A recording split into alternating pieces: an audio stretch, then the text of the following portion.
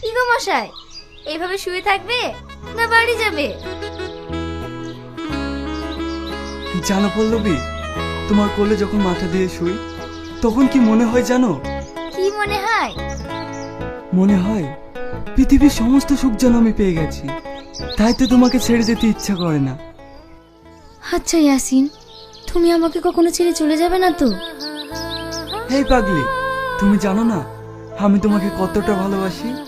তোমাকে ছেড়ে আমি কখনো থাকতে পারবো না। কিন্তু একটা ভয় হয় জানো, যদি আমাদের এই ভালোবাসা তোমার আব্বা না মেনে নেয়।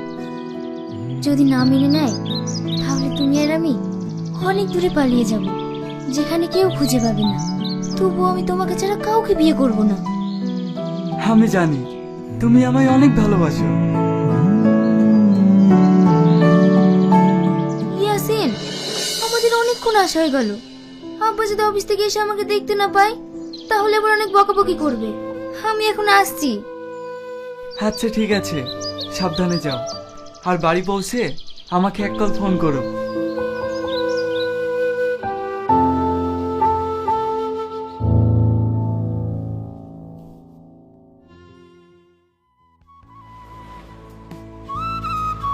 দেখ আসিন, আজকে চায়ের বিলটা কিন্তু তোকে দিতে হবে।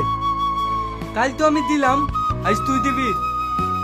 গার্লফ্রেন্ডের পেছনে খরচ করছো, দেখুন কিছু হয়েছে না, আর বন্ধুদের পেছনে খরচ করলেই দোষ। তোদের কথা। এ আসিন, ওই দেখ, বলতে বলতে তোর পাখি চলে এসছে।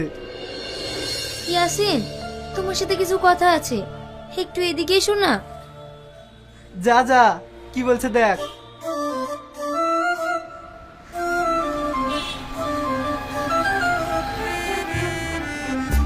কি হয়েছে পল্লবী? ইয়াসিন, আমার বাড়ি থেকে বিয়ের জন্য কথা চলছে। কথা চলছে তো কি হয়েছে, বিয়ে তো আর হচ্ছে না। তুমি আমার কোনো কথা সিরিয়াস ভাবে নাও না। তুমি আমার আব্বাকে চেনো না, ও যেহেতু একবার বলেছে বিয়েতেই গা ছাড়বে, তখন তুমি হাজার পস্তালেও আমাকে আর পাবে না। ছেলে এত মহা নাকি, বললেই হলো। আমি তোমাকে 5 বছর ধরে ভালোবেসে আসছি, আমার কাছ থেকে তোমাকে কেউ আলাদা করতে পারবে না। তাই যেন হয়। দূর পাগলি, তুমি কান্না করছো কেন? আমার প্রতি তোমার ভরসা নেই?